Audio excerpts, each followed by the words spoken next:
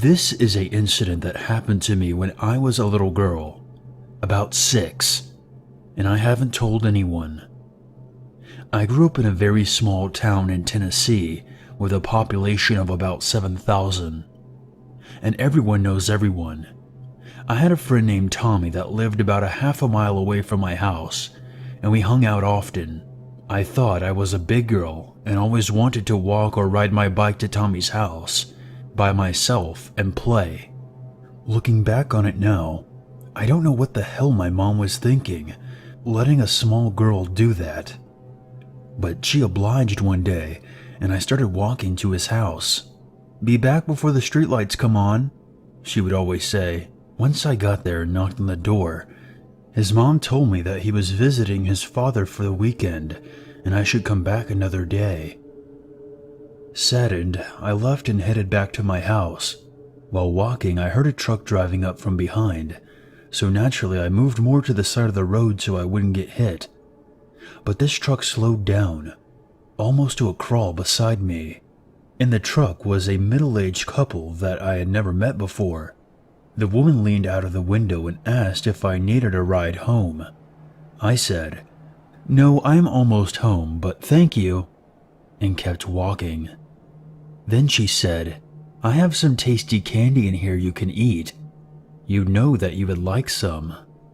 When she said that, the repeated shrill of my mother's voice lecturing me about stranger danger kicked in, and I decided to stop talking and started walking faster. But the truck just sped up to my pace. The woman went further and said, "There's a new puppy in it for you, if you would just get in the damn truck." As soon as I heard that, my adrenaline went full force and I started running for my life. I ran through yards, in between houses, through muddy ditches, trying to make a beeline towards my house. I was crying and screaming, all while running. But no one seemed to come out of their house. The whole time I was running, I could hear the truck turning down roads looking for me. And at one point, I had to hide behind a tree while the truck passed by. As soon as I got to my street, I saw the truck drive past, not even turning, even though I knew they saw me at that point. It made me feel like they knew where I lived, and they may have been watching me for my regular trips to Tommy's house. It was strange, and even growing up in the same house in the same town until I was 19, I never saw that couple or their truck again after that day. Every now and again, I wonder to myself what would have happened if I had gotten in that truck. I'm glad I remembered my mother's words, and I hope I never meet that couple again.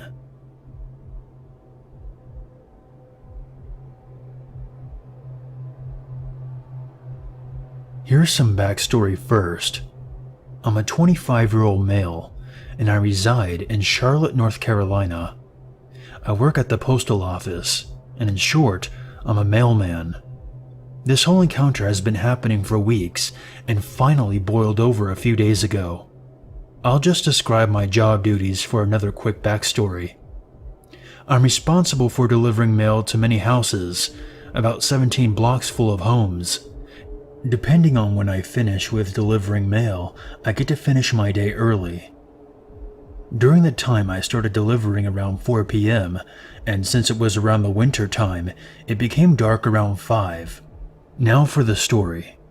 Go back to February 2016. I was doing my normal routine. About 5 blocks into work, I delivered mail to this creepy-looking house. It was the first time that this house had mail for me to deliver. Just entering the yard gave me a chill. Since I listen to many stories online and watch movies, I become paranoid, like Michael Myers was watching me from the window. Oh, and I should mention that there are no mailboxes. There's just some type of small hole in the front door. I just open it and drop the mail in there. But if it was something bigger that I can't fit, I was supposed to ring the bell first, and if no one was home, I would just leave it behind a bush in the front yard and leave a note. Sadly for me, this was a small package that I had to ring the bell for. I rang the bell. I was scared, but at the same time, curious to see who lived in this house. I rang the bell again. No answer. As I was getting out my sticky note, I hear a voice from inside. "Is that for me?" I calmly said, "Yes, I have a package for Philip Nance." Then the guy inside said, "Okay, I'll be right out." At that point, he sounded like a normal guy. But when he came out, I will never forget the image I saw. This was a 40-ish-year-old man with no pants, and he had on a girl's shirt, and his penis was on full display, and he was stroking it in front of me. I had no idea what to do at this point, so I just gave him a quick, "What the fuck do you think you're doing?" He had the biggest ugly smile on his face that I still can't get out of my head.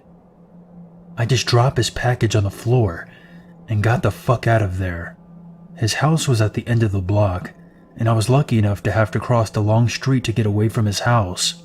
As soon as I finished work for that day, I got home and just ignored everything because I was really tired. I was at work again, and I get the papers that I'm supposed to deliver that day. I quickly checked through all the addresses to see if I had to stop by this fucking creep's house. He did have mail for that day, and in my head, I promised myself that if he did anything dumb or creepy again, I would have to call the police right there. When I got to the house, I see this fucking guy sitting by the front door. As soon as he sees me, he says, "You're late." I ignored him and just came up to him and handed him his mail. That moment I was ready to fight if he tried anything stupid. As soon as I left, he said, "See you on Monday." It was Saturday that this happened, and no mail was delivered on Sundays. So here comes Monday, and again, I had to deliver mail to this creepy fuck. This time, when I arrived, he wasn't in the front yard, and lucky for me, I just had one piece of mail that I could just slip in his front door and then run. As soon as I opened his mail slot, the door quickly opens, and again, he's there jacking off in front of me. At this point, I was more angry than scared. I was tired, and I didn't have time for this. I shouted at him, "What the fuck are you doing, you fuck?" Then he said, "Nothing. Why? Do you want to join me?" I told him to fuck off and that I will be calling the police. I did call the police, but after my shift, because it was still my duty to deliver on time. When the police came to my house, I explained everything to them. The following day, my boss gave me off, and they would let someone else deliver that day, and to not go to that house, even if he had mail. The police then called me into the station and told me that there was no Philip Nance living in that area, and the home belonged to someone else. When the guy came back from a business trip with his wife the following week, they claimed that there should have been no one in the house, and they thanked me for calling the police, because that naked fuck should not have been there in the first place. None of this still makes sense to me, and I don't get why he was in that house, waiting for the mailman to come and jack off in front of them. A few weeks went by, and I was on my normal routine. But this time, when I passed by there, police cars were parked outside. When I asked one of the neighbors from across the street what happened, they told me that the homeowners were attacked and taken to the hospital. It wasn't until the following day that I found out that the creepy fuck was a perverted home invader. And he's been following this couple for a while, and he knew that they were going out of town. I guess he was staying there while the homeowners were gone. The thing I still don't understand is why he was having mail sent to this house with his name on it. I also forgot to mention his packages had no return address on them. Being a postal worker, I have no idea how the packages were sent with no return address. Turns out the creepy fuck was shot by the homeowner during the attack, and he was wounded, but unfortunately lived. He was arrested, and hopefully he's rotting behind bars now. Months later, I'm back doing my normal routine, and no more weird shit happened. I've spoken to the attacked couple, and they told me that they were doing good and recovering. They told me that sick fuck would have probably tried to hurt me, and I was smart to have called the police. I thanked them again, and finally got to meet the person behind this creepy house. Turns out they're some kind of business people. Him and his wife are always going on business trips, which explains why their house looks like shit.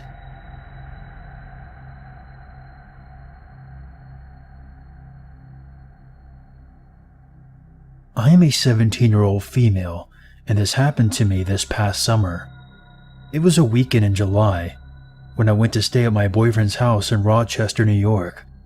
Since I lived an hour away in Buffalo and we rarely ever saw each other, our relationship was falling apart. We both saw other people and both knew about it, but if we spoke of the people that we had been hanging out with, one of us would get mad at the other for cheating. It was complicated, and honestly, I was tired of driving illegally every weekend to my boyfriend's house since I only had a permit. Anyway, my boyfriend Scott had invited me to a carnival that he was going to with his friends. I agreed since I hadn't seen him all week. I drove the hour to his house where I picked him up, then drove him to his buddies Chris and Ron's house to pick them up with their girlfriends. With all 6 of us packed into my mom's old 1996 Volvo, we drove the half hour to the carnival. My boyfriend had barely talked to me since I picked him up, and even let Ron sit next to me in the front seat, while he sat in the back cracking jokes and laughing. I was beyond pissed by the time we parked, paid, and stepped foot into the carnival. After a couple of rides, I excused myself to the bathroom, even though no one would notice that I was gone. When I finally located the bathrooms, I went inside and did my thing before coming back out, pulling out my phone to text my boyfriend and ask him where they were.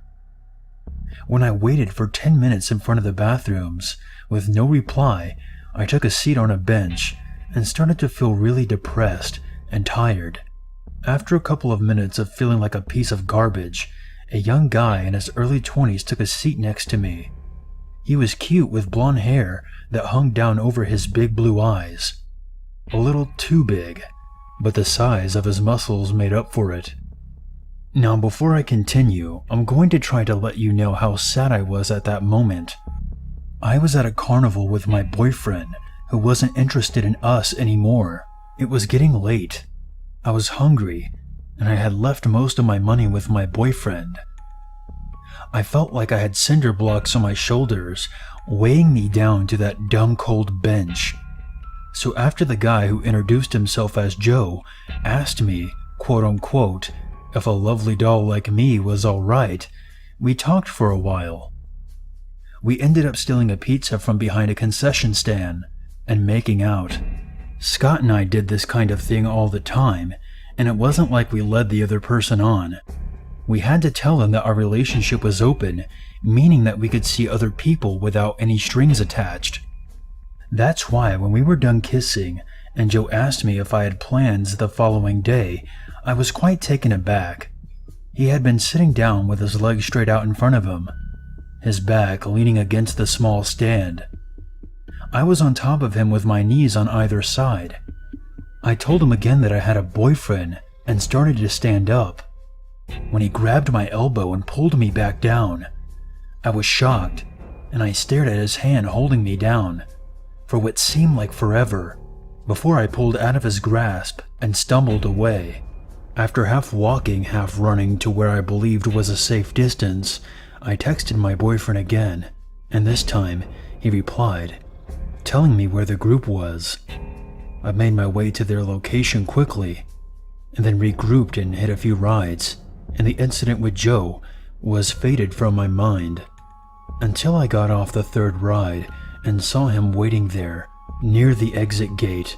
I walked right by him without meeting his gaze, and hurried after my boyfriend.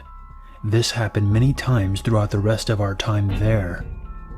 I would see him standing nonchalantly by the exit to every ride that I would get off of, or he would be trailing slowly behind us as we walked to the next attraction. It was probably around 10:30ish when we all decided to go home. I still had an hour drive after I dropped everyone off. At about 12:30, I turned onto the interstate to drive back to Buffalo. When the car behind me flickered their lights, I couldn't see the driver as their brights were on, but I could feel a chill run up my spine. I didn't want to stop. I still had an hour drive in pitch black darkness all by myself, and I was already so tired. But I thought that maybe I had a broken tail light, and the thought of getting pulled over without my license so far from home scared me even more than the fear of a complete stranger waving me down. I pulled over, and so did the other car. I watched as the driver door opened and closed, and a person got out of the car and started walking towards me. I locked all the doors and cracked my window a tiny bit. My heart stopped beating when the big blue-eyed Joe leaned down and peered into my window. He said something about this being such a coincidence, but I didn't really stick around to listen. I floored it, nearly running over his toes, and thankfully, he didn't give chase. The whole rest of the ride home, I found myself checking my rearview mirror constantly. I was shaking so violently and breathing heavily. That creepy obsessed guy had followed me to 3 different locations and waited until I was alone to do whatever he had planned. I'm just happy I never found out what he wanted. Hopefully I'll never see him again. I'm still dating Scott and driving the distance to Rochester every weekend. And if by any chance, no matter how slim, that stalker Joe is listening right now, fuck you.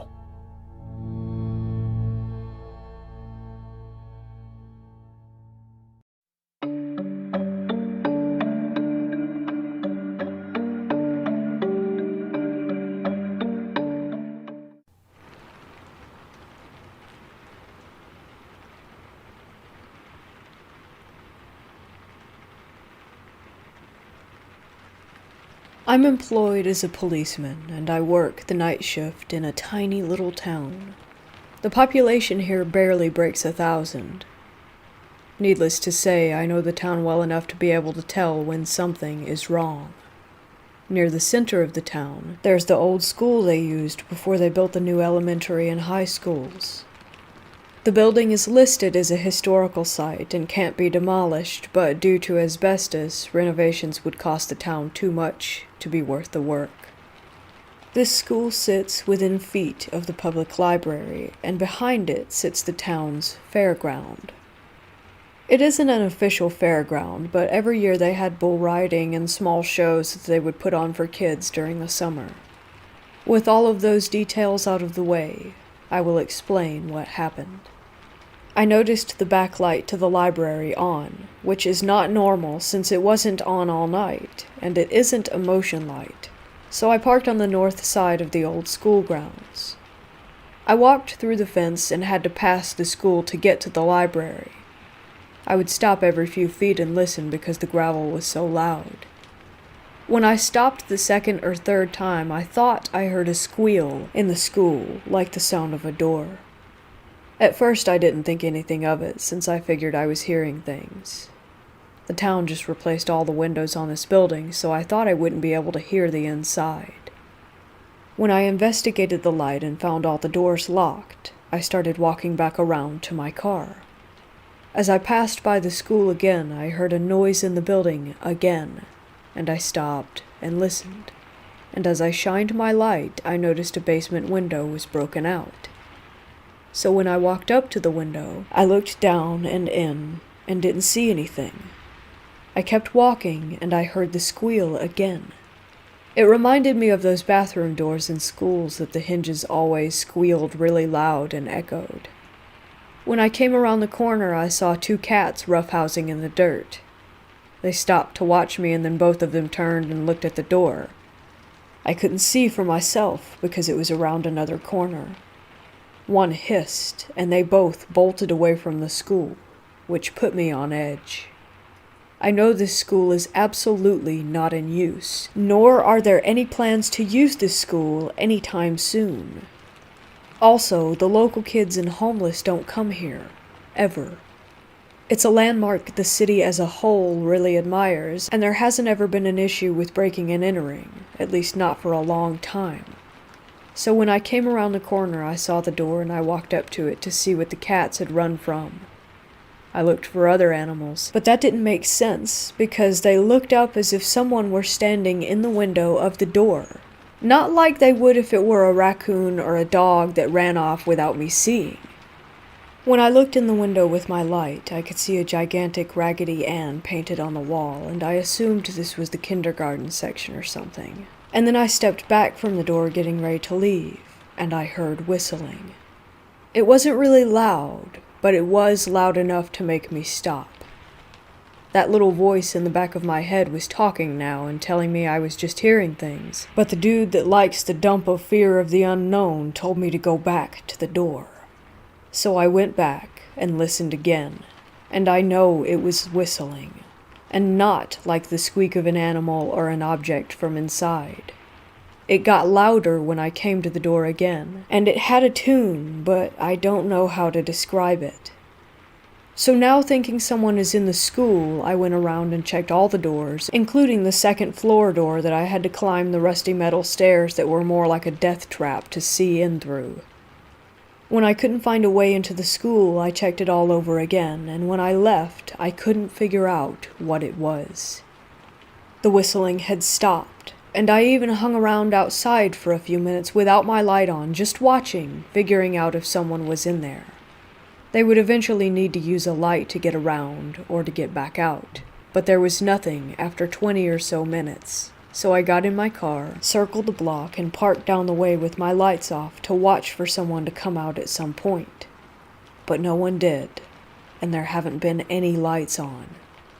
I know this story seems kind of boring compared to the others, but working nights gets you on edge. And for all the things I know I experienced before, this was in my top 5 bone-chilling moments while on the job.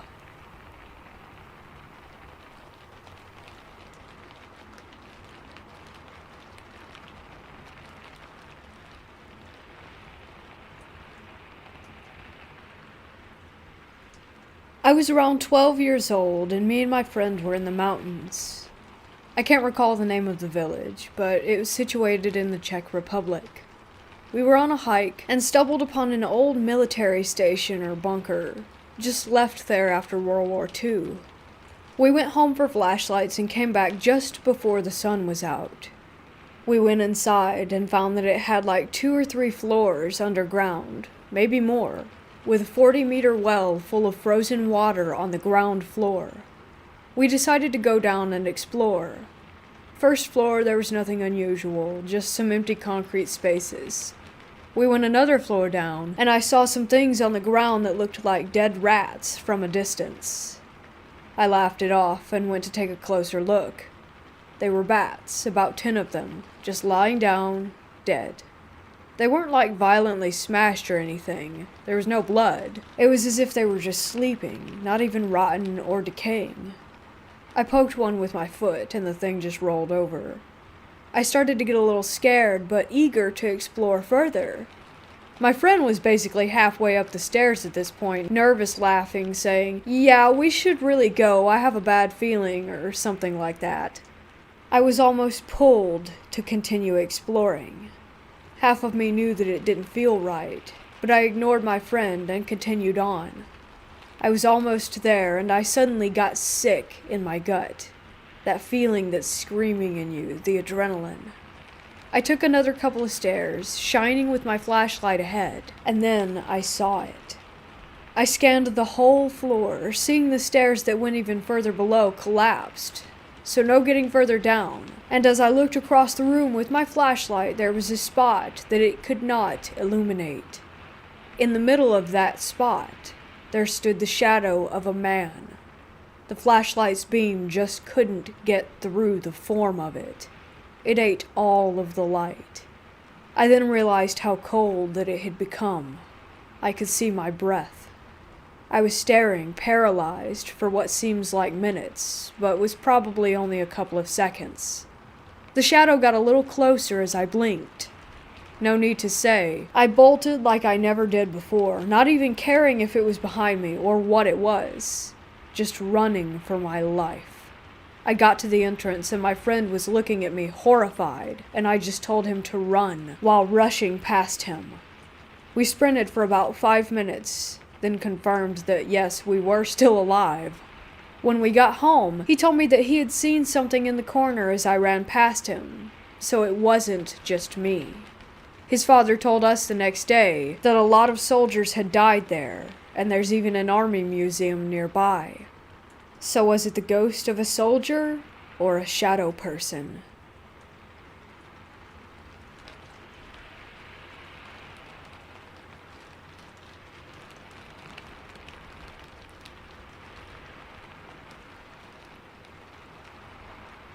I was around 12 when I had gotten a babysitting job with a family across town.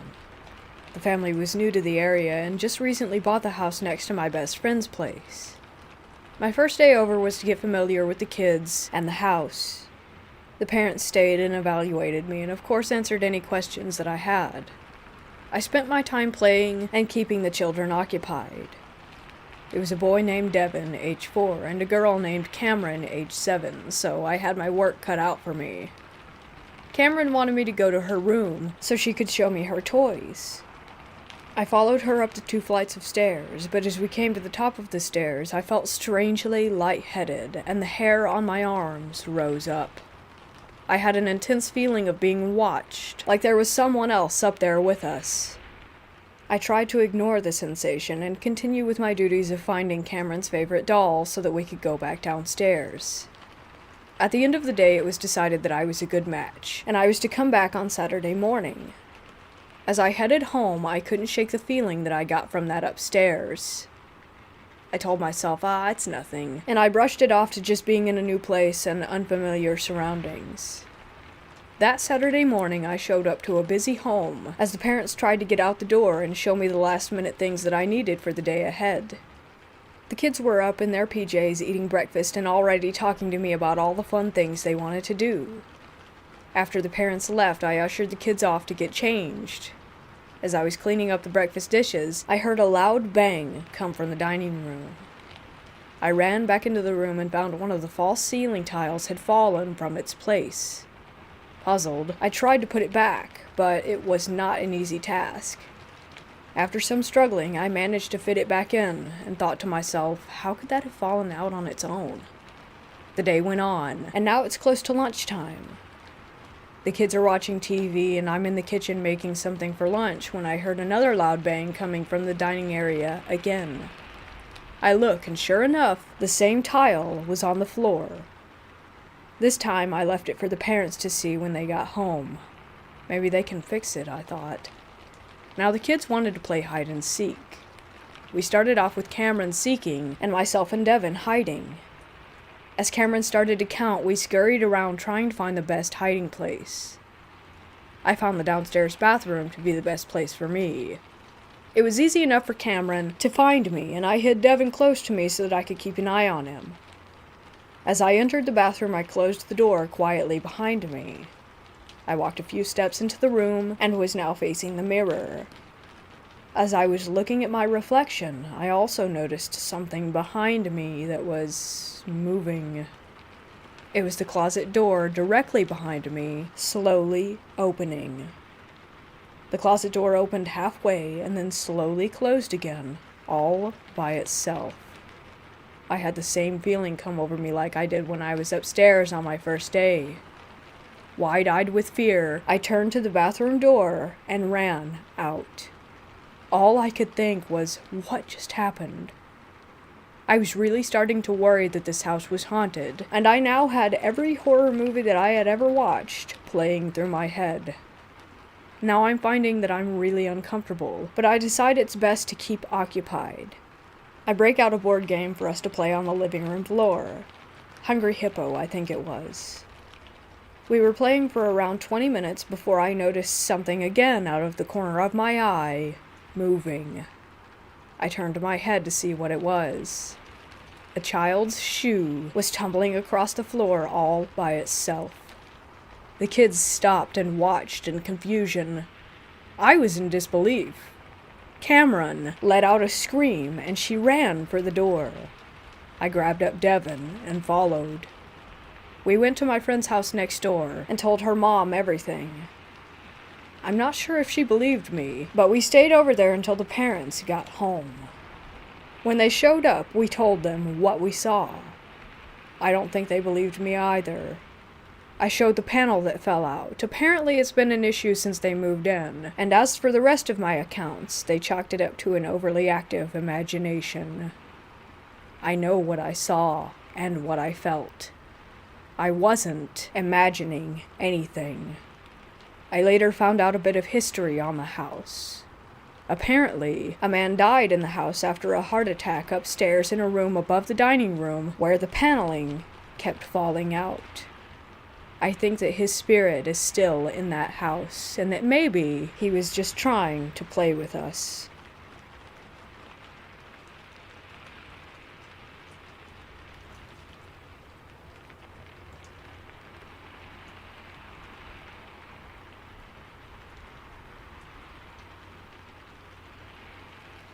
I was babysitting one night for a family friend about 4 years ago. I had put the kids to bed and crashed on the couch while waiting for my mom and the friend to get back from a night out. Randomly, I woke up and just remember being very confused about why I was even awake. That was, until I heard the front door close. A key thing to note here is the fact that the only sound was the door closing. There was no sound of it being locked, and this lock was very loud. I assumed it was my mom and her friend coming back, so I sat up, preparing to leave. However, I quickly noticed the lack of their voices. They are never quiet after a night out, especially because the friend always has some drinks. And I also noticed that there was only one set of footsteps. For a moment, I considered the possibility of it being the friend's husband coming home to grab something. He is a firefighter and was at the station for one of his 24-hour shifts. I could hear the person walking around the front room and then going to the table in there and shuffling through papers as if frantically searching for something. The more I listened, though, the more it just didn't feel right. I pretty quickly dropped the idea of it being the husband and jumped to the idea that it was an intruder. Being around 15 at the time, I was in no way brave enough to confront any intruder that broke into the house. I barely managed to scoot along a wall leading to the front room before becoming completely paralyzed by fear. I ended up promising myself that I would keep my presence hidden until the person walked upstairs to the kids or back toward me. I could hear them pacing around a lot, papers and items being shuffled through. Eventually, I heard the footsteps start to come down the hall before turning into the bathroom, which was before they could reach me or the stairs. Only seconds after the footsteps walked into the bathroom, I heard the front door unlock. This ties back to the beginning because it really stuck out that the door was never locked, and I can remember every single sound from the second that I woke up. Immediately, I heard my mom and the friend talking loudly, and part of me was relieved, while the other part of me was prepared to hear them screaming upon finding an intruder in the bathroom that was too small to hide in. Shockingly, they just walked straight past it, and my mom told me to get my stuff so that we could go home. I was still listening the entire time, and the bathroom door never closed and no further footsteps were heard. As I finally walked down the hall to the door, I scanned the bathroom. The door was wide open, the window was shut and too small to fit anyone but kids through, and there was nobody crouched in the darkness. There was absolutely nothing off about the house. No windows open in any of the first floor, and nobody left between my mom coming back and us leaving. Nothing. I'm a skeptic. I like to think that this may have been an intruder, but I cannot think of any logical way that they could have hid in the short minute that it took for me to walk by, nor did they have an escape route. The friend never found an intruder or noticed any missing items. Nothing makes sense. All I know is that night is vividly ingrained in my mind, too vividly to be a dream, and I still get that feeling of something not being right when I think about it.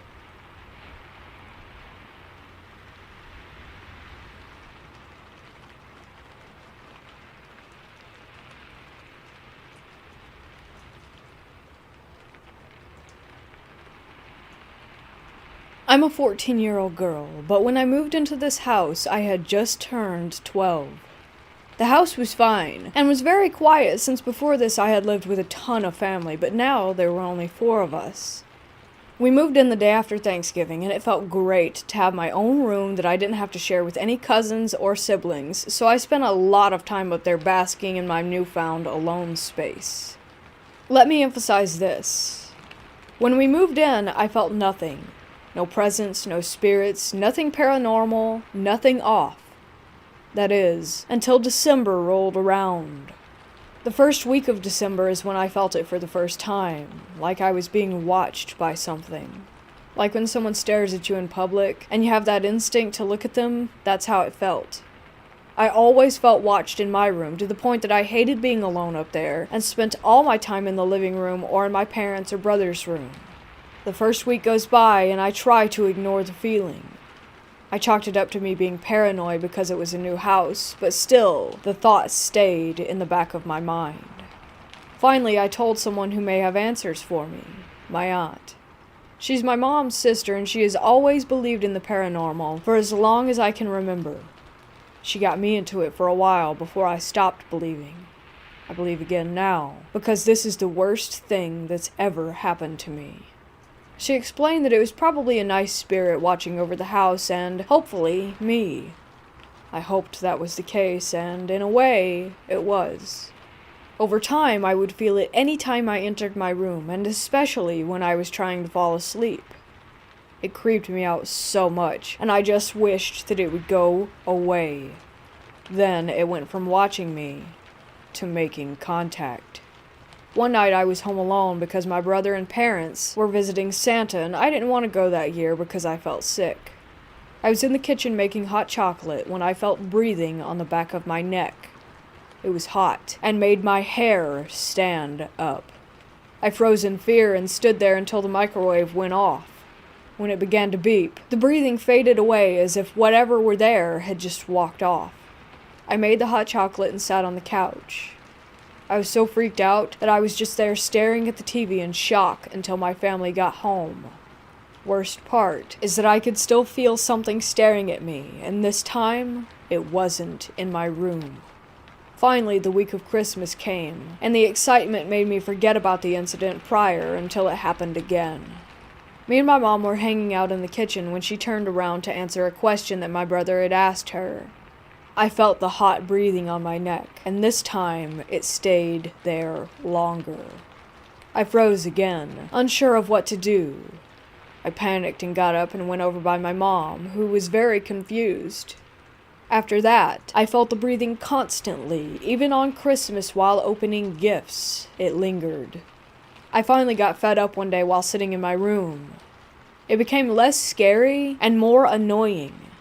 I said something along the lines of, "Stop breathing on me," and it stopped completely, and I was shocked.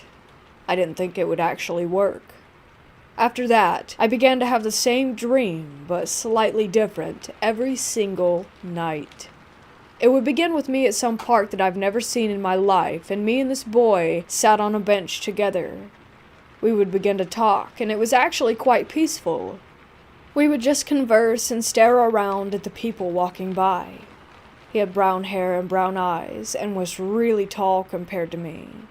I'm about 5'4", and he was like 6 feet. The dream would end, and I would never remember anything we talked about, just that it was a good dream.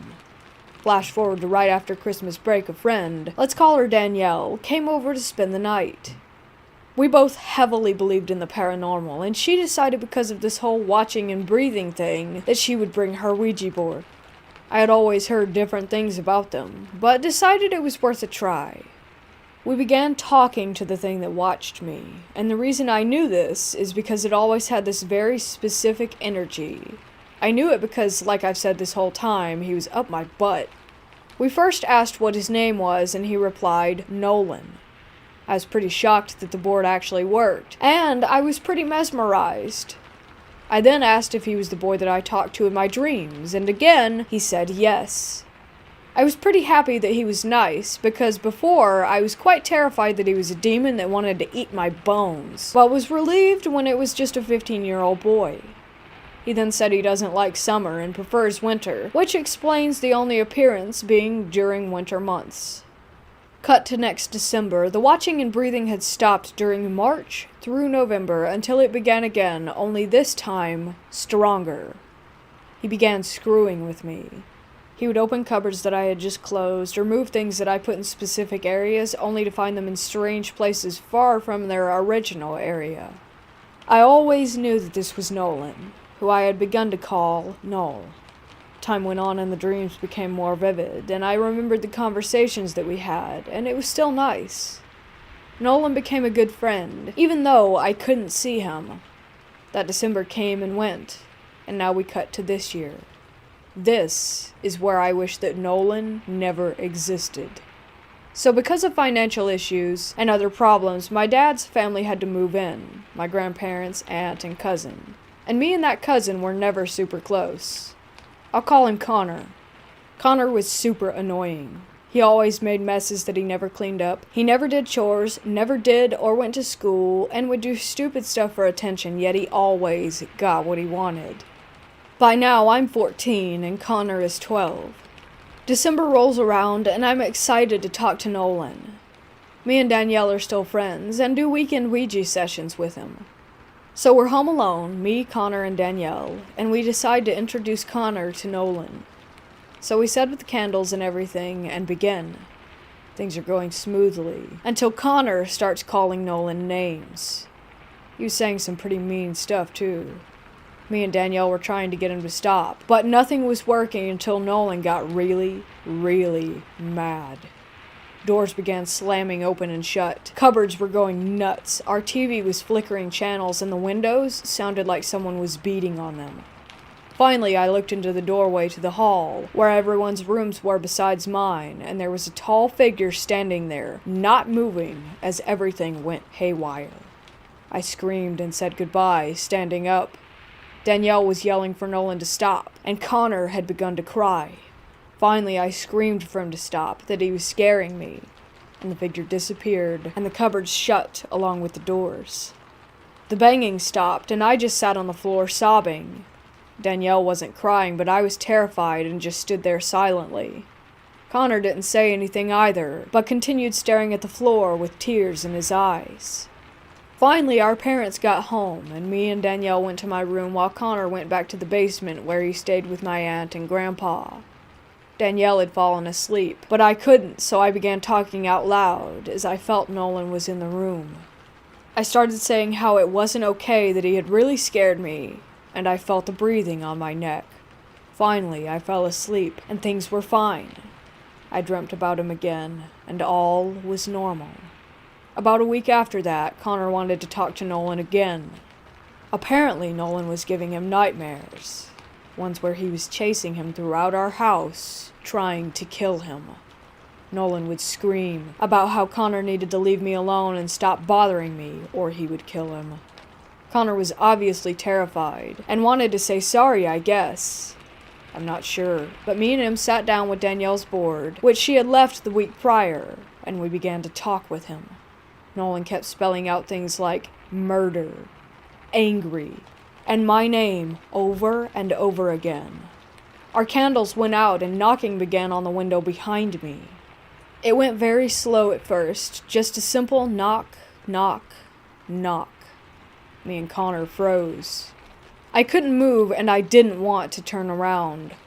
Finally, I told Nolan that I was scared and that he needed to leave Connor alone and stop. The knocking stopped, and the board spelled out, sorry, then, Connor bad. After that, Connor decided to call it quits and go to bed. I decided to go into my room and try to talk to Nolan again. I started by being nice and asking him to knock once for yes, two for no, something that we usually did. But he got angry fast. He started to bang on my walls at the mention of Connor. My lights went out, and so did my TV. The banging was loud, and if I'm honest, it was terrifying. He was throwing my pillows and banging on my windows, like the night that Danielle was here. I was crying so hard that I could barely breathe and was hyperventilating and sobbing so hard that I could barely talk. Nolan stopped after I let out a strangled cry for him to leave me alone. After that, he stayed away, for a day at least. The next day I woke up, and the Ouija board sat in the middle of my room. I kicked it hard and walked downstairs. I was eating at the kitchen table talking to Connor about the night before. He said he had another dream about Nolan, except it wasn't a nightmare. It was exactly like mine in the park. They talked. I'm still confused about why Nolan would do this. I felt breathing on my neck while eating and basically told Nolan to screw off. I was still mad at him from last night. He did pretty quickly. I didn't feel him for a while, until last night, when Danielle came over for a sleepover and I decided to talk to Nolan. He obviously wanted to talk, so he set up in my room and he came through faster than I've ever seen. Now what happened next is what I really need some answers for. We began talking and he spelt out sorry, but then he did something I've never seen him do. He spelt out love, and I honestly don't know what that means. He would emphasize it and barely answer any questions after that. Danielle then made the mistake of bringing up Connor. Nolan got pretty mad and started to bang on the walls again. I yelled at him to stop and he did. I didn't say anything after that. Today I called my aunt for advice. She said he may just be an overprotective spirit, but I'm not sure if that's the case here. I don't know if Nolan is bad or not. He isn't to me, but he is to Connor and sometimes even Danielle, but never to me. All I know is that I won't be talking to Nolan for a while, a really long while. And even now, while typing this out, I can feel his breath on the back of my neck.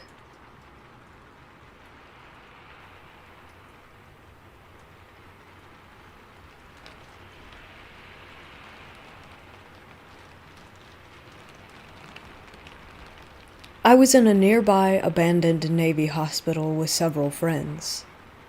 We had been in many times before and never had anything odd happen. We were on the top, the third floor, and there were many broken windows, allowing the rain and nature in. There was a lot of mold and even moss growing in the old ceiling tiles that covered the floor at this point. One of our group, prone to asthma and respiratory issues, didn't take it too well. We all decided it was best to leave and began our descent into the basement, which was the route to the exit. This is when things got weird. I broke ahead of the group, something generally against our rules of exploring, but in my mind I had to get out. I was far enough ahead, around corners and such, that I couldn't even see their flashlights behind me anymore. My heart was racing, and I still don't know why. I finally got to the last door that led to the room that we would exit from. It was a heavier door that closed by itself. I reached for the doorknob, but something stopped me. I couldn't do it. Something in my mind wasn't letting me put my hand on the knob. All I felt was terror. I'm not sure how long I stood there, shaking with my hand no more than 3 inches away, before I saw the flashlights of my friends at the end of the hallway, and at last, I could do it. I wrenched the door open and immediately went outside, hyperventilating with panic. My friends soon joined me, also saying something felt a little weird in there that time. We were gathering outside the door when the friend with the breathing issues felt something on her shoulder. We pulled down her shirt and there was a noticeable, quite obvious handprint. Nobody touched her, especially not hard enough to leave a full handprint through clothing. We've been back several times and haven't had another experience in any way, which only makes it even more odd, if you ask me.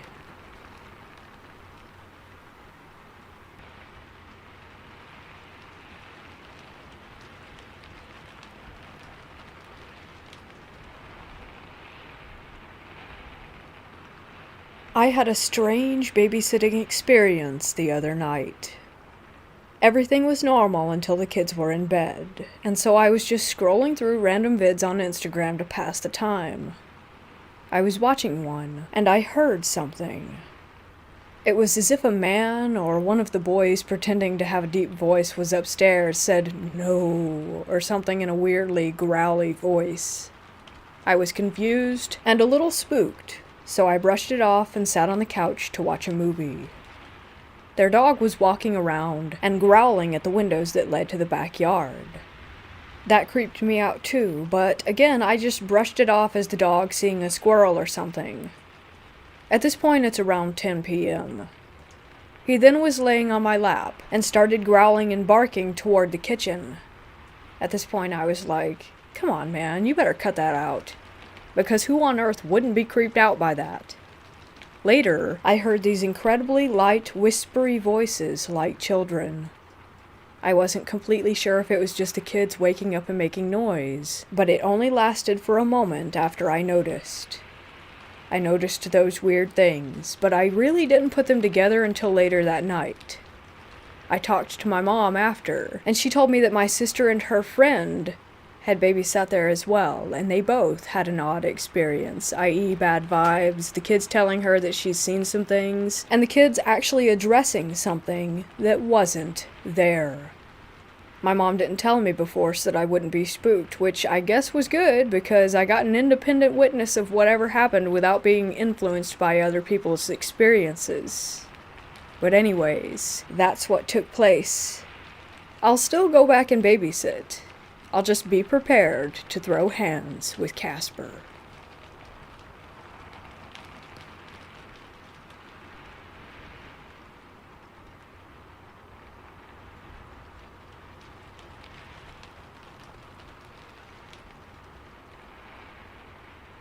So for some backstory, my mother has breast cancer, and before our town got a cancer treatment center at the hospital, my mother would have to travel to a city 4 hours away to get treatment. At times, this would be 3 days. She would leave, get treated, and then come back on the 3rd day. At this time, my brother was in his early teens and was going through that rebellious stage of his life. So guess who gets called to look after him when my mother does her treatments? Day 1. My mother leaves early, about 6 in the morning, and tells me that she would send me a text message once she gets to her hotel. I came around yesterday so that my mother could leave early and told her to have a safe trip. Eventually, my brother wakes up to get ready for school. This is on a Friday. I give him his lunch, and he's off. I spend my day just sitting around my mother's house, giving her cat some attention, giving the dog some food, watching TV. The basics, really. Sure enough, my brother returns back from school and we do the typical brother things. Night comes, he goes to bed, and I stay up for a little while watching TV. About 10, I turn it off and make my way to the spare room where I was staying while Mom was away. I get underneath the blanket and close my eyes. As I could feel myself on the verge of sleep, I hear it. Thud, thud, thud, thud. It was the sound of footsteps, as though someone was quickly moving back and forth through the living room. My eyes shot open, and my thoughts quickly went to burglar. Someone was in my mother's house, moving around, trying to find something to steal. But as I listened, I noticed something else. I would hear it, then a pause, and then again, like someone was running back and forth, only stopping for a moment just to do it all over. The sound was too light for a grown person, but sounded more like that of a child. I sighed, believing this to be my brother. My mom had told me before she left about how my brother would sneak out of his room to grab his phone or Game Boy and play it when he was meant to be sleeping. Thinking this was the case, I get out of bed and make my way into the living room. As I did, the noise stopped. I continued on up to my brother's room. I opened the door and peeked in. He looked like he was sleeping, but looks can be deceiving. I returned to the living room and I decided to pretend to have fallen asleep on the couch so that I could catch my brother in action. Somehow I actually did fall asleep. I awoke to something brushing my nose. Turns out it was the dog.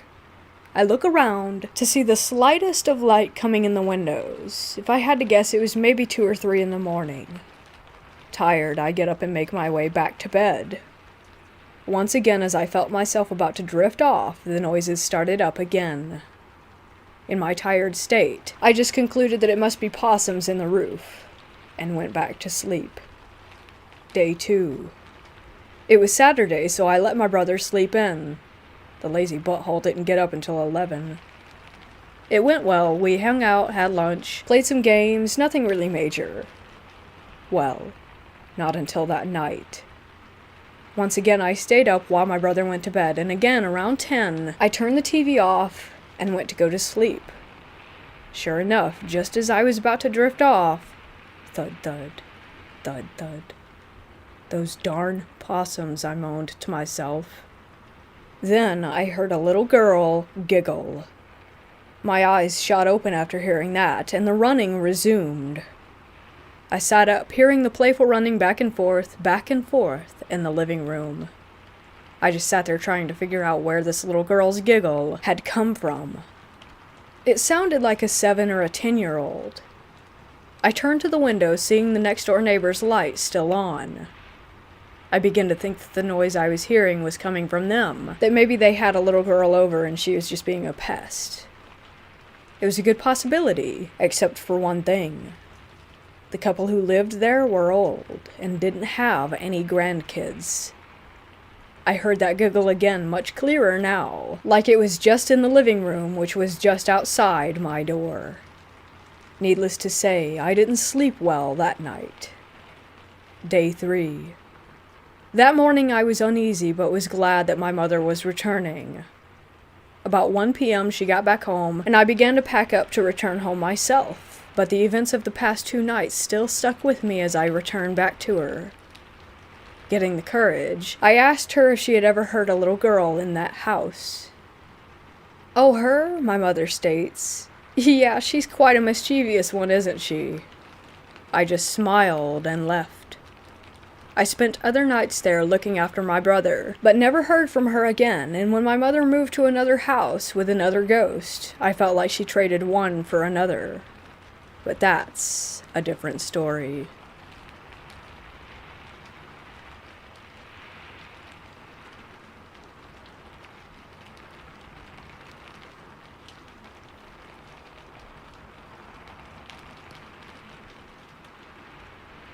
I'm a logical person, and I do consider myself a skeptic, even though I know what I saw, and I know that it really happened. Maybe it's just that I tend to be skeptical about most things. I will, as briefly as I can, describe a little history of the house and the changes my family made to it, because I believe that it applies to what I experienced. I'm originally from a small farming town in Washington State. My parents bought a ranch-style house in this town in the early 1980s, and we lived there until early 1993. The house was built in the mid-1950s, and was known as a party house in the 1970s when my parents were in high school. My parents did a lot of work on the house, as it was a little run down when they bought it. There were many holes punched in the walls and doors. The original hardwood floors were in rough shape, and the family room and original master bedroom had disgusting, torn, brown and lime green shag carpeting. The original master bedroom also had wood paneling on the walls. We tore out all the paneling and replaced the horrifying shag carpets with vinyl and new carpeting and renovated the bathrooms. The main change that my parents did to the house was they added a new master bedroom to the back of the house and converted the old master bedroom to a large laundry room / sewing and crafts room for my mom. The new master bedroom was added onto the other side of the master bedroom from the original master bedroom turned laundry room. I include all of this because during college, I mentioned what happened in this house to a friend of mine who was really into the paranormal, and he suggested that the renovations my parents did, in combination with it being a former party house where there had been drug use and possibly violence, had stirred something up. So one side of the house was set up as follows, from front to back. Family room, the new laundry room, the master bathroom, then the new master bedroom at the back. The kitchen was to the right of the family room if you were facing the door to the laundry room, and could be partially seen from the family room. Now to my experiences. The Void Man. I do not know how old I was when I first saw it, or how old I was when I last saw it. I lived in the house until just before my 8th birthday. I was between 5 and 7. That much I do know. I mostly saw it when I was in the family room. It would stand perfectly still in the doorway from the family room to the laundry room. It seemed to be staring at me, but it had no eyes. It was a pitch black void in the shape of a human. There were no discernible facial or other body features on it. It was a body with a head on top. The outline of the body appeared to be slightly fuzzy or misty. I would say it was over 6 feet tall. I should also mention that no one who lived in the house was that tall.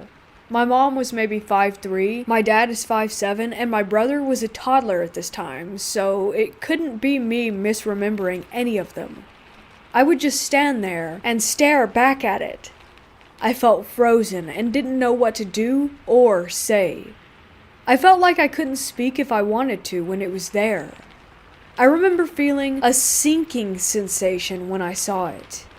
I have one distinct memory of staring at it in the doorway to the laundry room, and I could see my mom working in the kitchen. She was standing at the stove and could have seen it if she had turned her head to her right. She did not notice it. I named it the Void Man at some point. Staring at it was like staring into a deep void, a void that would swallow me up. I don't remember feeling fear exactly when I saw the full shadow person. It was more that I couldn't feel anything. That was not the case for the other way that I would see it. It would like to peek its head around the door frames at me. It would do it several times in rapid succession. That would terrify me. I think that was its intention. I would usually go running off to my room or to go find my mom. I only ever saw the full body of the Void Man from the family room looking into the laundry room, but it would peek its head out at me from both of the laundry room doors, the one leading into the family room and the one leading into the master bathroom. If my parents ever saw anything, they had never mentioned it, and I have never mentioned it to them. I'm sure that there are those out there that will say, well, you were very young, you must be remembering wrong, or you made it up at some point and then it became real to you over time. I wish this was the case. I really do. But I remember the Void Man very vividly. I know that I saw this thing, whatever it was. We moved out of that house in 1993 and moved into one that we had built. I have never seen anything like what I did in that house ever again, but the experience has followed me my entire life. I have a nervousness about open doors and what I might see on the other side.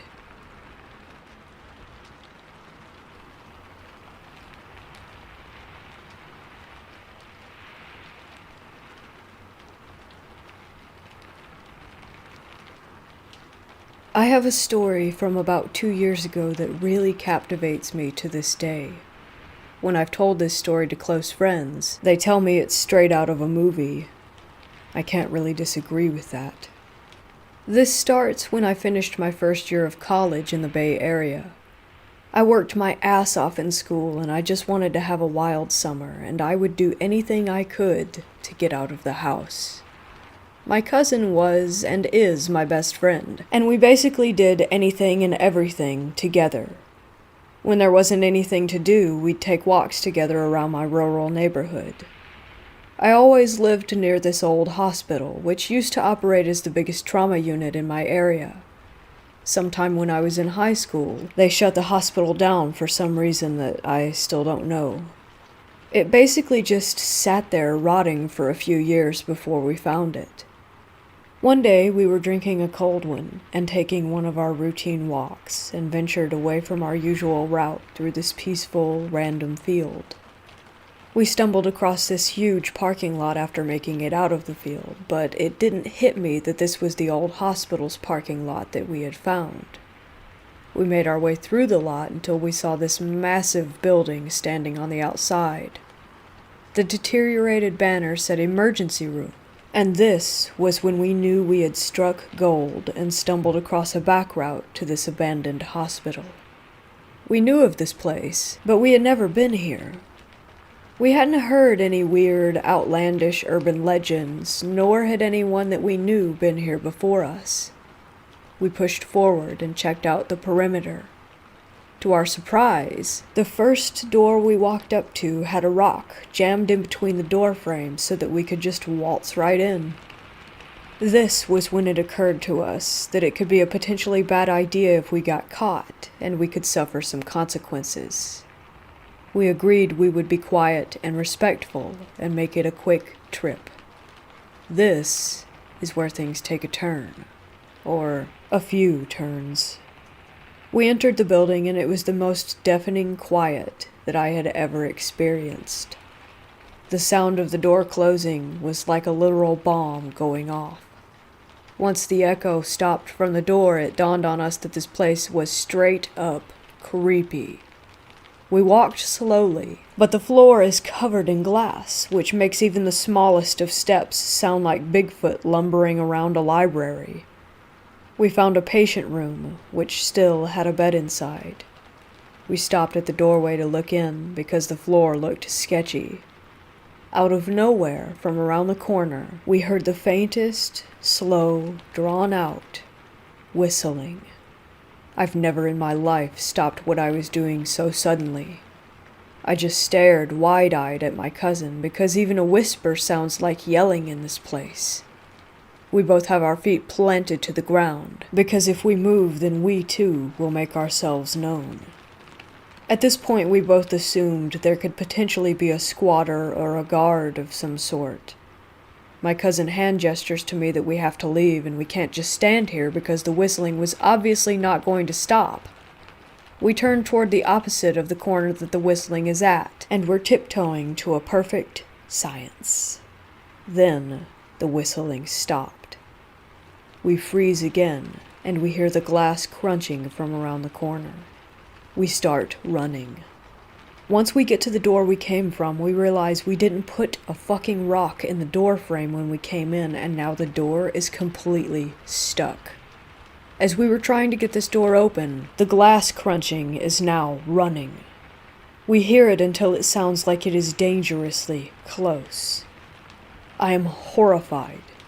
We turn around to try another door and the noise of the glass is literally right in front of us. Yet no one is there. No one. We book it to a door that says pharmacy and peel the door open. The pharmacy is completely empty except a single, perfectly placed and aligned landline phone plugged into the wall. The phone is off the hook and making a dial tone. The whole thing is so perfectly lined up and centered with the whole room, I've never seen anything like it. And the dial tone was so loud in such an empty place. There wasn't power throughout the hospital, so how was it working? I was in complete shock. We left and never went back. I had heard of some other kids going there at night. They told me that they also heard the whistling and thought someone was lurking in the shadows the whole time. It is a freaky world out there.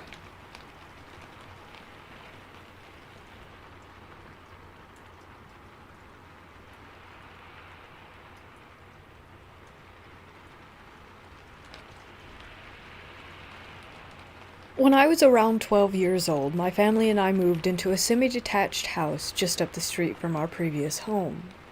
The house wasn't very big, and the floor plans for our part of the house were completely different from our neighbors. Our neighbors were a lovely little family of 4. Husband is from England, wife from Norway, which is where I live. They also had a 3-year-old little girl and a 6-month-old baby boy. Now, I love children, always have, and at that time, I really wanted to start babysitting. It's quite common to start babysitting at age 12, and I was turning 13 a month later anyway, so I wanted to find some small job. As we got to know our neighbors over the next few months of living there, my parents told the neighbors that if they ever needed a sitter, then it would be nice if they would consider trying me out. Seeing as it would be my first job as a babysitter, we thought it would be smart to start with my next-door neighbors, seeing as my parents would literally be on the other side of the wall just in case anything happened. Cut to a Friday night when my neighbors went to a party that was happening just down the street. I got there at around 8 p.m., and the parents told me that they would come home at around 2 to 3 a.m. Both kids were already sleeping, so they told me to just put on a movie and relax. These kids were the easiest to babysit ever. Once you put them to bed and they fell asleep, absolutely nothing would wake them up. They are some of the heaviest sleepers I've ever seen, so babysitting them was usually pretty uneventful. I was on the couch watching Avatar in the living room on the second floor. The kids had their own separate bedrooms that were just downstairs where the front door was. I could basically see their bedrooms from where I was sitting, as the place was quite small. Because of the hallway, I couldn't see the front door. Again, this house was very small, so as long as the TV wasn't on too loud, then I could hear everything that happened downstairs. At around midnight, I heard the front door unlock, and my neighbors walked in while talking. I heard them close the door, and I heard them start taking off their jackets and their shoes. I thought it was a bit weird that they hadn't called to let me know that they were coming home early, but I just assumed that it must have slipped their minds, so I went downstairs to greet them. I could hear them talking up until the point that I came around the corner to the hallway that led to the door. There was no one there. The talking fell silent the second that I turned the corner. The only sound was from the TV upstairs. My heart started beating so fast and my head was rushing. I ran to the bedrooms and checked the kids before I searched the rest of the house. I opened every door, checked every cabinet for anything that would explain what had just happened, but there was nothing there. The kids were still sound asleep. Eventually, I convinced myself that I was just imagining things. I checked the kids one last time and made certain that the doors were wide open so that I could see them from upstairs. I sat down to finish the movie whilst trying to process what had just taken place. But when I sat down, I noticed that the TV had been shut off, even though I had left it on. When I turned it back on, there was just snow on the screen. I couldn't for the life of me get it to work again. That's when the talking downstairs started up all over. Not only that, but the baby started screaming bloody murder. This baby never woke up from naps, and definitely wouldn't ever scream the way that it did that night. I have never in my life run down a staircase as fast as I did then. I rushed toward the baby's bedroom, only to find the door closed. I ripped it open, picked the baby up, and rushed to pick up his sister. I took them both upstairs and held those kids for almost 3 hours before the parents came back home. The talking and sounds downstairs came and went as I had the kids with me on the couch. I held them as close to me as I could and tried my best to help them stay asleep. As the parents came home, I was too scared to walk downstairs to greet them. I couldn't be sure if it was even actually them or not until they walked up the stairs where they found me clutching their children. Obviously, they noticed that I was upset and asked me what had happened. I honestly felt like I had lost my mind at that point, but I told them the story anyway. After I was finished, they told me that it wasn't the first time anything like that had happened there. Apparently, they heard voices all the time at night. I was kind of mortified that they didn't think to warn me before, but they said that they were sorry that this had happened to me, and the mom walked me home to my house. I slept with the lights on for almost a month after that. Believe it or not, I did go back and babysit those kids again.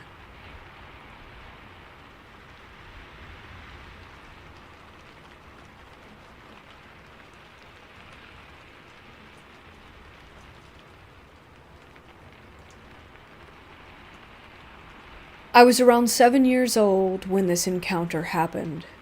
I was visiting my aunt and uncle's old house for dinner and a movie at their place. They reside in this town about 1 hour west of the city that I live in. It was around 10 p.m. and the sun had set. Darkness permeated the outdoors. I remember laying down on the couch watching a film, but I was half asleep. Before I intended on sleeping, I felt the urge to go urinate, so I made my way to the hallway leading to the bathroom. This is when things started to get weird. The hallway in the house has 2 doors on the left-hand side, and 2 doors on the right-hand side, followed by the bathroom door, which is straight ahead. The first door on the left was for storage, the second being my aunt and uncle's bedroom. The first door on the right led to the basement, and the second to the guest room. Before I made my way to the bathroom, I had the urge to look inside my aunt and uncle's bedroom, and I was in complete shock at what I saw. There was the silhouette of a slender figure dressed in what appeared to be an all-black dress suit, although it could have been anything, as this figure was darker than the darkness surrounding it. The thing was nearly 7 feet tall, but was not wearing a hat, and I couldn't make out any facial features. There was no way it could have been my family members, as they were all in the living room still watching the movie. As I was standing there in silence, the figure barely budged, and I just went on to do my business. As I left the bathroom, I looked back to see if this figure was there, and sure enough, it was gone. I bolted down the hallway and plowed my face into the pillows in fear. When my family asked why I ran into the couch like that, I mentioned that it was because I saw a ghost or something. They didn't think much of it at the time, thinking that kids, just have their imaginations. But I know what I saw.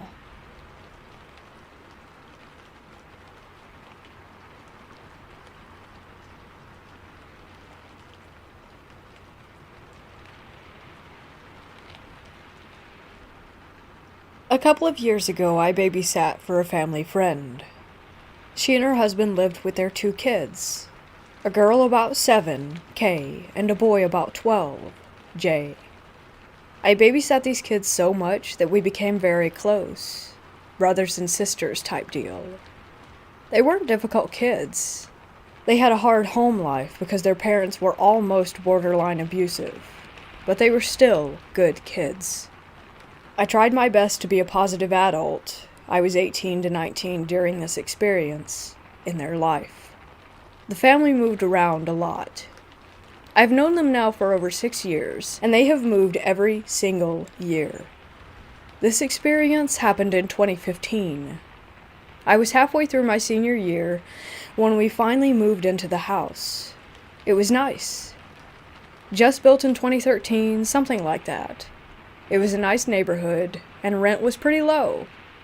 The mother often bragged about the steal of a deal that she got from the house. To put it in perspective, the average rent in this area is about $1,200 just for an apartment. These guys got a whole 2-story house, 3-bed and 4 baths, freshly built in a nice neighborhood for about $650. I thought it was odd and asked if there was anything wrong with the house, to which she replied that the inspection had come back clear. I didn't think much beyond that. I started babysitting, and immediately I felt that something was off. I have anxiety, so going to new places really puts me in a funk. I figured that's what it was at first. The way the home was set is important. On the bottom floor, they had a living room, dining area, and kitchen with some other rooms. I spent most of my time in the living room working on things for school while the kids were upstairs playing games or with their friends. While you're in the living room, there's a wall that blocks you from seeing the stairs. Upstairs, there are bedrooms. Immediately off the stairs and above the living room is the parents' room, which was off limits to the kids. Then there was a loft area that looks down over the front door to make a grand foyer kind of feeling. There's a light that can be on, which can be seen from downstairs because of the loft. Then the kids' bedrooms were down a hallway. Now, let's get to the experiences. Nothing really happened at first that was too mind-boggling. Little noises here and there, knocks on the walls, things being misplaced, lights flickering, but nothing that made me think ghosts right away. I figured that they had got what they paid for and that my memory was just garbage. A couple of months after that, things started picking up. The kids, who were usually very sweet and kind to each other, started becoming noticeably more snappy to everyone. Especially Jay. He had complained about nightmares that he had started having about someone standing in his doorway, watching him. His parents wouldn't listen, though. Their behavior grew even worse as time went on. It was a weekend, and the parents were going to be gone for a while. The kids were upstairs doing their thing. I was downstairs in the living room, looking at pizza to order for lunch. Out of nowhere, I heard really loud footsteps coming from above me in the parents' bedroom. Thunderous, even. Thinking it was the kids being little dingus meats, I immediately headed upstairs to tell them to get out. But I was greeted with the two kids standing in their doorways, staring at the closed door to their parents' room. The footsteps and bangs were still continuing from inside. At this point, I thought it was an intruder and instructed the kids to get into their rooms and locked their doors. I called 911 and explained the situation. As I stayed on the phone, the footsteps continued to walk around the room. I could hear it moving to different locations. 2 officers arrived, so I grabbed the kids and we waited outside. The banging kept on as one of the officers escorted us out. They came out empty-handed and said that nothing was there and that it may have been something with the door because the banging stopped as soon as they opened the door. I had felt the shaking of the floor as the movement kept going around the room, so I knew that it wasn't the door. But I guess in my denial I ignored that and took the kids out for ice cream, trying not to think about it. Another time, the kids and I were sitting in the dining area eating dinner. It was only us 3 in the house, and from the dining area you could see the light upstairs was on, and it cast a shadow onto the front door. I was making a joke about how I'm the only one who knows how to turn a light off and on around here, and I saw a shadow of a hand from upstairs on the front door, and I think that's when it really started settling down with me that the house was haunted. The kids didn't see it, and I didn't tell them. I figured it would just add stress that they didn't need. I told the parents that night when they came home, but they brushed me off, saying that they hadn't experienced anything. This continued on for a while. I would experience something, the kids would, but the parents would not believe any of us. It was the summer after I had just graduated high school. I remember it vividly because I was awake reading articles about a huge shooting that had happened in my town. That's when the banging from upstairs started happening. I was used to it at this point, but what I was not used to was the banging footsteps coming down the stairs. These steps were methodical and menacing. I felt terrible energy in the room, and it was cold despite it being in the middle of summer in the south. I counted the seconds between the steps, and it was 5, every single time. I called out to the kids and told them to stop joking around, even though I knew it wasn't the kids. I was absolutely terrified. The footsteps stopped at the bottom of the stairs, and I couldn't see who was there. Then I saw an apparition. It was of a little girl. She had brunette hair and a red dress. She looked innocent enough, but the energy in the room was so heavy that I almost threw up. She looked at me and I looked at her, and she didn't move. I figured that I was hallucinating, and I started rubbing my eyes, but when I finished rubbing them, she was still right in front of me. In that situation, I couldn't move or do anything. My mind just went into kid brain mode, and I hid beneath the blanket that I was using. I called the parents crying and told them to come back immediately. When they came, the energy in the room lightened, and I finally came out from under the blanket. She was gone. They asked what was wrong and what happened, and I told them it didn't really matter because they wouldn't believe me.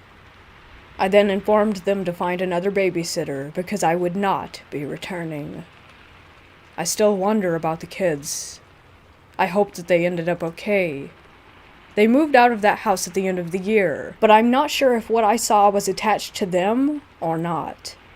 I'm still not sure what I saw.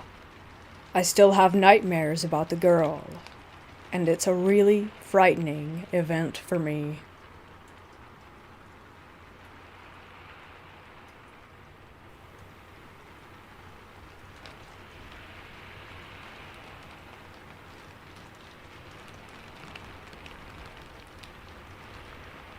This happened to me back in 2008 when I was 14, so my memory is a little fuzzy. My mom, brother, and I drove deep into the sticks of Tennessee from Texas to visit. We were only staying for the weekend. My mom, aunt, and grandmother were talking, and I don't know how we got to this conversation, but my aunt was telling me how she heard about this abandoned church that was supposedly haunted. If you went to the church and took the stick that kept the door closed and put it somewhere else, when you came back, it would be in its original place. There was a statue of an angel, and if you shined a light in its eyes at night, they would bleed. She was spending the night at a friend's house, and her friend also had another friend over that she wasn't familiar with. Her two friends decided to go out to this church at night, in the early hours of the morning. It was pitch black because it's out in the country. They lay a Ouija board on the truck and start asking questions. Basically, some spirit named John says that he was murdered by a gunshot some year in the early 1800s. I swear in this town there are more dead people than there are alive people. I don't actually know that, but it sure seems like it.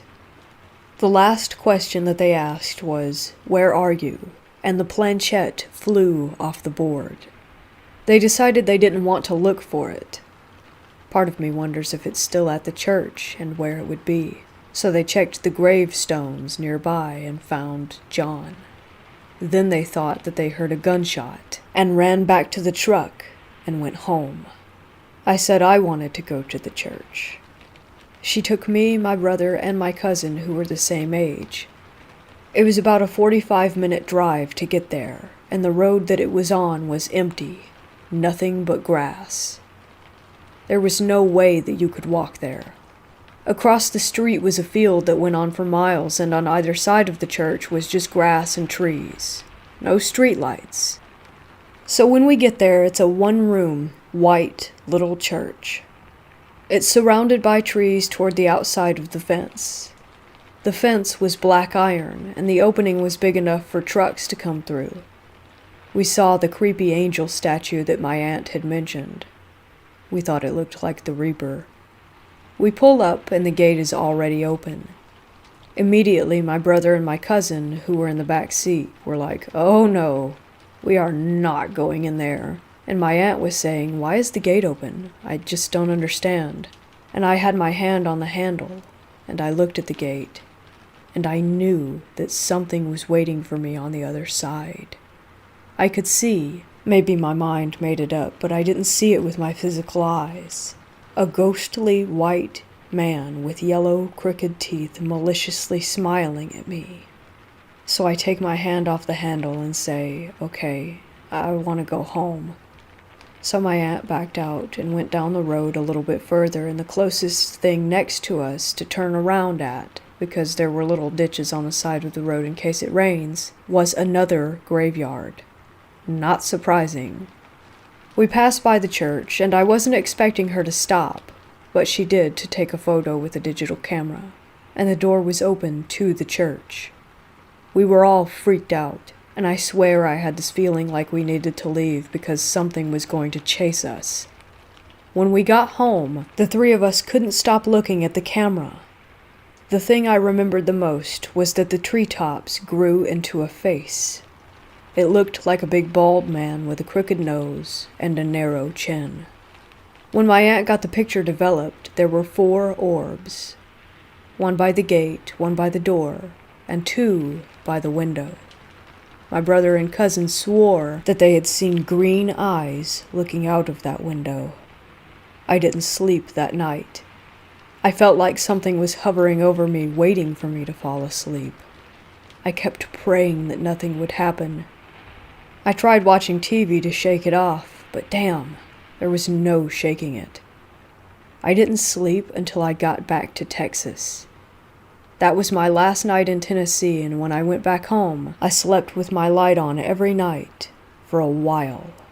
And while we were there, I could just sense this unbelievable amount of hate from whatever was there. It was so aggressive and ready to attack. That feeling just pierced through you. That's my only experience. I will never doubt that there is a spirit world after that. My aunt sent me the picture, but I tore it up in 2012 because I was afraid that it would bring something bad into the house.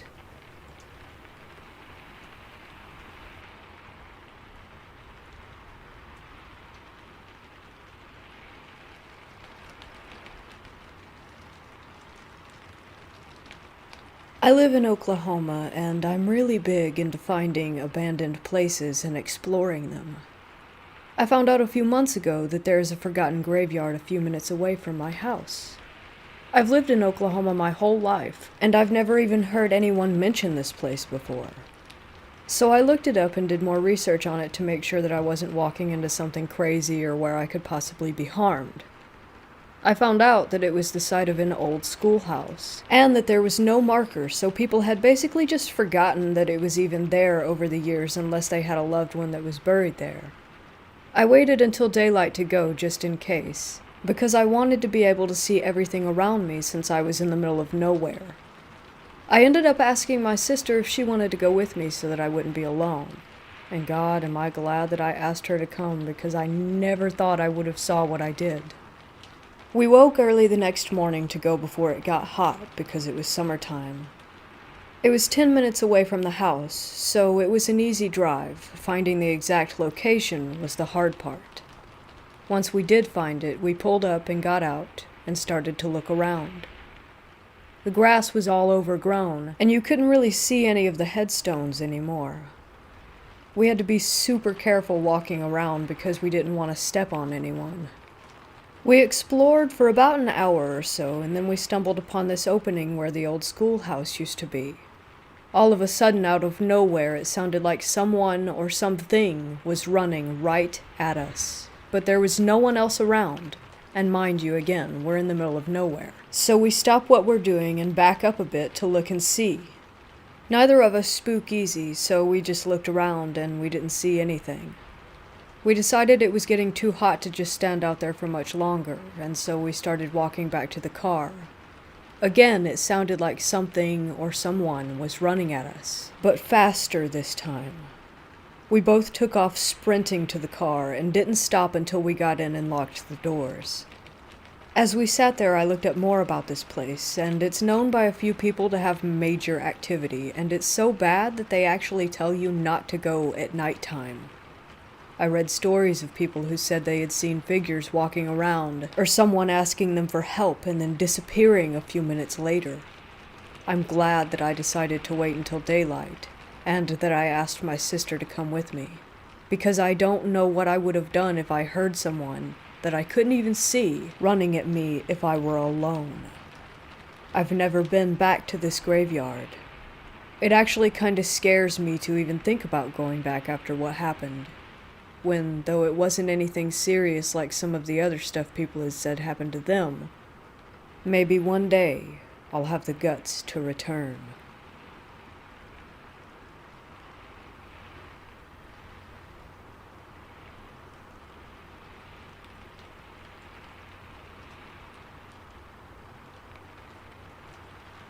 This happened about 2 weeks ago while my brother and his wife were at a party. My own wife and I get called to babysit my nephews and nieces for these sorts of moments by all of my siblings. In this instance, when we were asked to babysit my 5-year-old nephew, his 3-year-old sister, and his 6-month-old brother, we happily obliged. They live in a newish 10-year-old house, and the only significant location near it is an important cultural site for the local Cree peoples about 10 kilometers away. The hard work was done for us, as the 5- and 3-year-old were asleep upstairs before we arrived. The baby was not fussy but would not sleep, so we were hanging out with him on the main floor. As the night dragged on, around 10:30 I heard a baby crying upstairs. Thinking the 3-year-old must have woken, I left the happy baby with my wife and went to check on our niece. My wife heard the crying as well and asked me to go check. On my way up the flights of stairs, I definitely heard crying from that floor, and I pushed my head into the kids' room to listen. The crying was still going on, but both kids were sound asleep. The sound was coming from across the hall, the nursery, so being quite confused, I moved toward that room. The crying ceased about midway between the door and the crib. Seeing the room was empty, I immediately began trying to explain it to myself. I picked up the baby monitor unit in the room to make sure that it wasn't picking up an errant signal from another house. It was not on, and didn't have a speaker anyways. There were no toys that made that noise around, and no TVs or devices that might play those noises in the room. I stuck around to listen a while longer, but nothing came of it. My wife was baffled and a little spooked, as she had clearly heard the crying as well. Nothing happened the rest of that night, and my nephew is still just the same wonderful kid that he has always been, so I guess no harm, no foul, spooky ghost. My brother and his wife went white when I told them about it at Christmas, but to my knowledge, it is the only thing like that that has ever happened in their house. His house has no history and had also been smudged, so no advice is necessary from anyone. I just thought y'all might appreciate a wholesome, unexplained experience.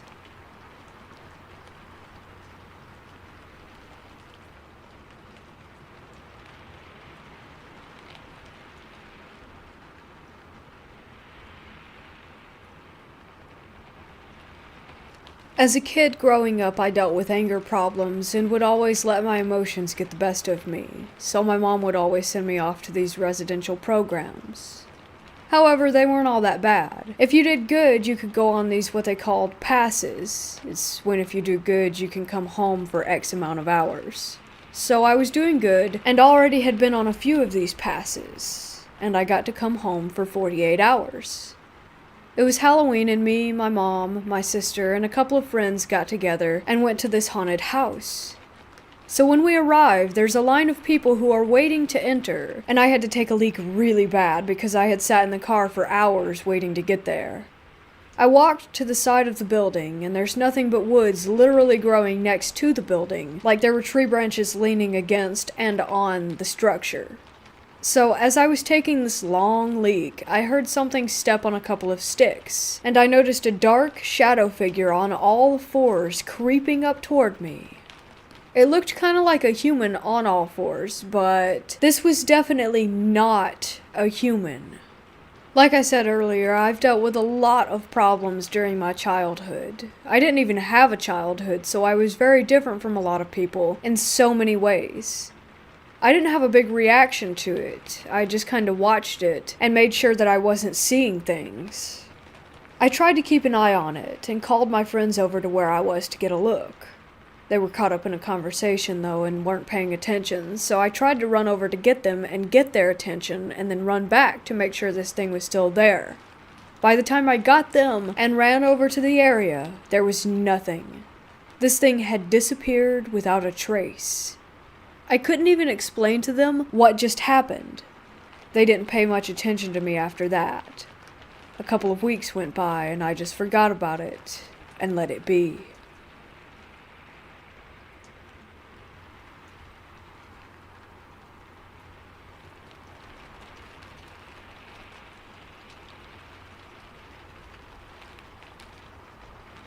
This happened 30 years ago when I was about 13, 14 years old, and me and an older friend were babysitting for a 6-year-old girl and her younger brother.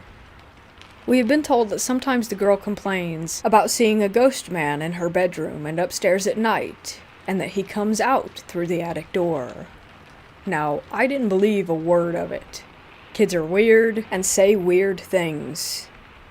We get the kids ready for bed, but they wouldn't settle. The girl said that she felt scared, and her little brother started crying. She asked if she could sleep in her mom's bed until she got home.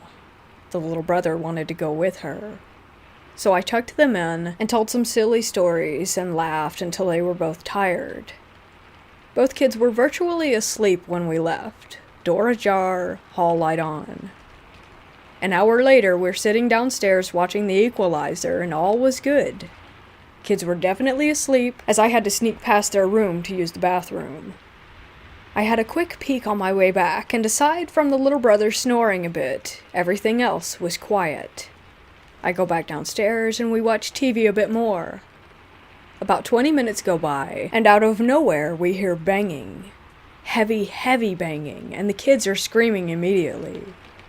I run up the stairs and meet the kids as they're running out of the room. More banging, and this time I have eyes on the kids, so I know that they're not making the noise. The kids fly at me. I grab the little brother, and we rush downstairs into the front room, shut the door, and all crash onto the sofa. Everything is silent apart from the TV, which I switch off. We sit in silence for about 5 minutes, just sort of holding each other. After a bit, the girl, with tears in her eyes, just says in a matter-of-fact way, the man was angry because she wasn't in her own room, so he tried to push over a wardrobe, and then he started thumping the wall. This event has stayed with me all these years.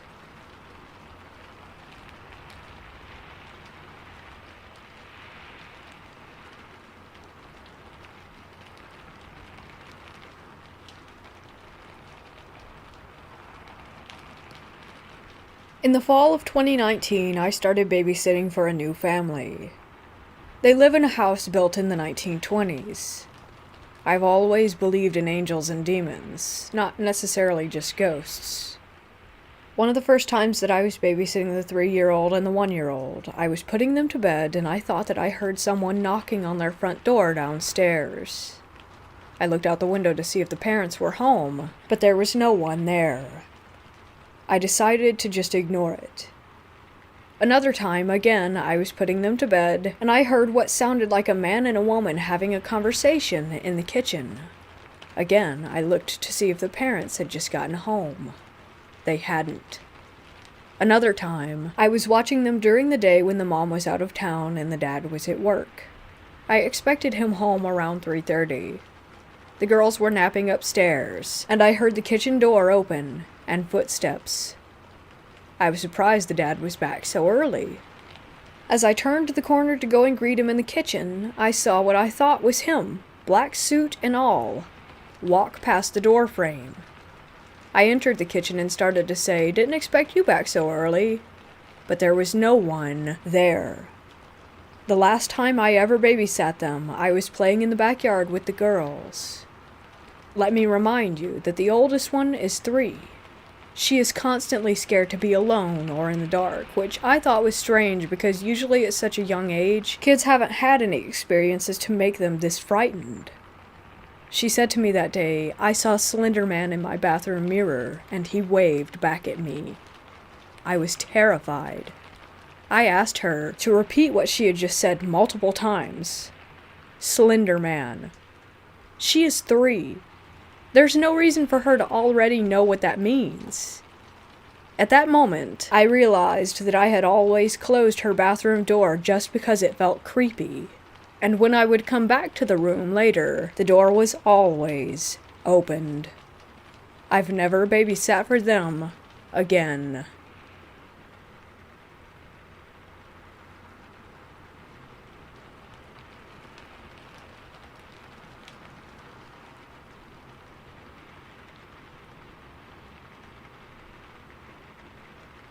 I work in an Alzheimer's unit. Most of the residents don't stay around for very long because they're on hospice, so basically I barely get to know them, and before I know it, they've passed away. One resident we had did not have dementia, but schizophrenia. Her sister stuck her in there as more of a convenience for herself rather than considering her sister's mental health. The resident was extremely bright, and remembered silly things that even I couldn't recall that had happened. Once COVID hit, she decided life wasn't worth living, and that she would never get better.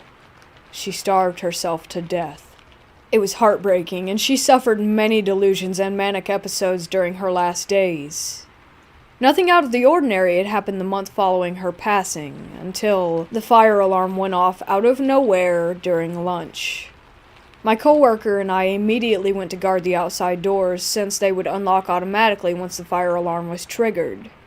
We assumed it was another drill and were annoyed that it had happened at such a busy time of the day. On my way to the back door, I popped my head into each room just to make sure that everything was clear. When I came to that empty room, the minute that I opened the door, it was frigid. I assumed that it was normal since the room was empty and thought nothing more of it. I stood by the back door and waited for the alarm to stop. My boss came back with a concerned look on his face and told me that the alarm system said that it was coming from the room where that resident had just recently passed. I explained to him that that would be impossible because I had just checked and there was no sign of a fire. The alarm continued to go haywire for another 30 minutes, even when shut off. It was extremely bizarre. Afterward, I had asked out loud if it was our resident who had just passed, and it felt like a warm bucket of water was dumped over my head, and I couldn't resist the urge to cry. The kind of crying and sobbing that hurts your entire body. Sometimes she opens the fire extinguisher box to remind me that she's still around. You need a key and a strong arm to crank that box open. Anyway, I found it open again today after doing rounds, and was reminded of this experience.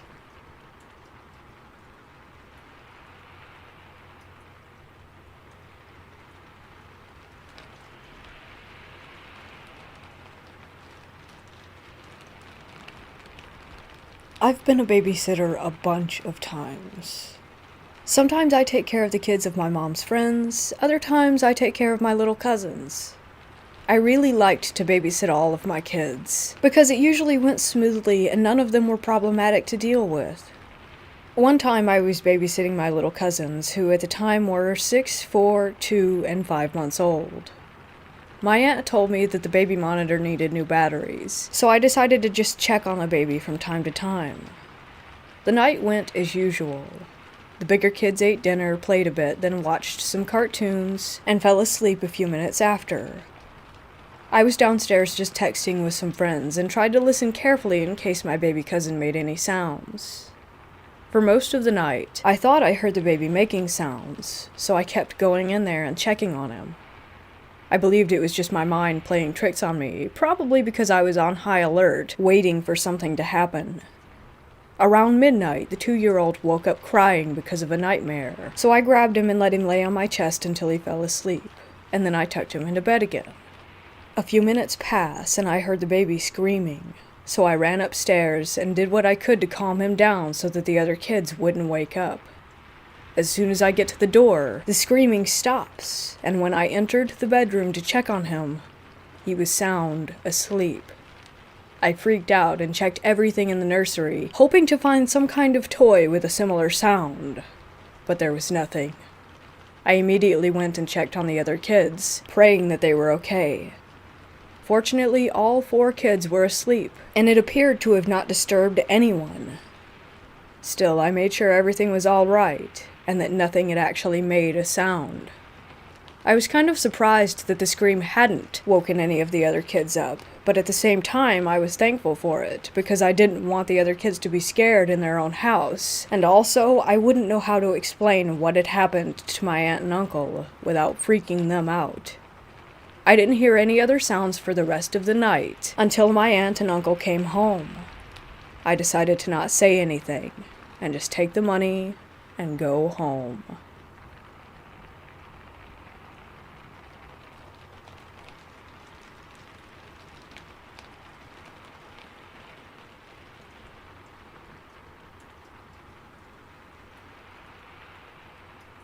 My wife and I were camping last night in Blue River Reservoir in Oregon. We camp here often and decided to explore up FSR 520 and found a cool abandoned bridge far back in the woods over Cook Creek. The spot was beautiful and we were set up over the river on this long abandoned bridge. If you've ever been in the Oregon woods, you know that they can give off a creepy vibe, and this was no exception, but it really was a dream campsite. Being 40 feet directly over a river while on a bridge with limbs growing everywhere over it isn't your everyday spot. I'll throw in for background that there was no one within at least 3 miles of us, and we had to hike our way in, approximately 1/10 of a mile from where we had parked. We explored around the area for a bit, and didn't come across anything out of the ordinary besides a pair of shoes and a name, Mona, written in ash on a rock of the fire ring. While we were sitting by the fire, I noticed a very bright flash of light over the river and snapped my head up, but didn't see anything. A few moments later, I was paying closer attention and watched a ball of light float, even with the bridge 40 feet in the air, from one side to the other in the woods over 50 feet. The light was very blue. My thought at first had been somehow that headlights had come through, but I would have heard a car and no man-made light could get to us in this isolated area. This blue light was unlike anything I had ever seen.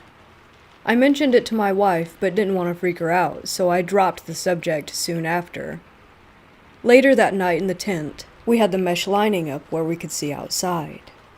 My wife gasped and watched as the same blue light floated at the end of the bridge 30 feet away and hovered in the air. After a good bit of time, it shot off into the woods. It being late at night, we were obviously scared of someone's headlamp, but it shot away 40 times as quickly as any human could go, and we saw nothing attached. Our dog left the tent and stared at that exact spot for the next 10+ minutes, while also peeking down the side of the bridge very seriously.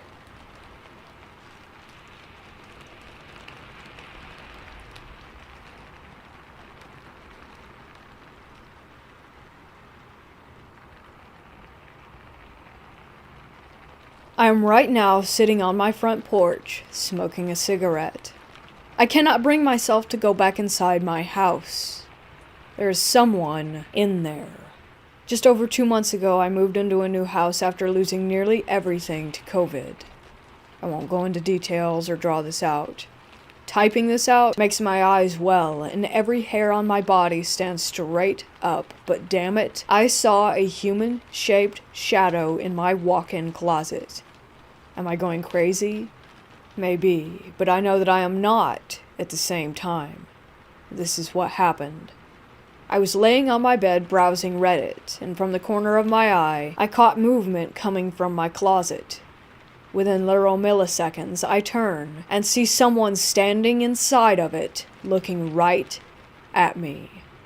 I flipped out, sprung up, ran out of my room, slammed the door, and grabbed a kitchen knife.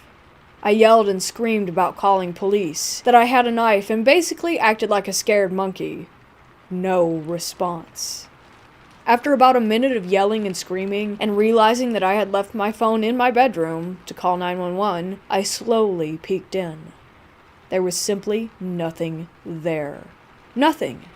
No one could have gone anywhere. I am pissed and terrified about this. I saw this person. I saw their shape, their movement, their arms. There was a humanoid figure in my closet, and that is all I know.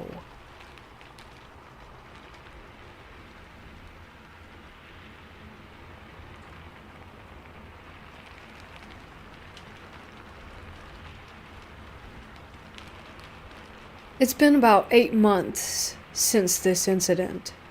I still remember it clearly. It was around 10 o'clock in the morning.